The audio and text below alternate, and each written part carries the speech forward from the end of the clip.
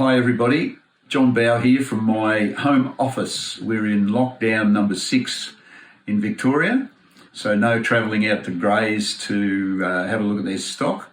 But I wanted to tell you about this. This is my favourite Falcon ever. It's a XR8 FGX Falcon Sprint. They were a limited edition right at the end of the Falcon life. They had 345 kilowatts normal driving, but they had this special overboost property that would give you 10 seconds of 400 kilowatts. So if you pull out the passer car or something, you give it some welly, you'd have 400 kilowatts. So they're a very, very quick car, lots of grunt. So their performance is truly amazing.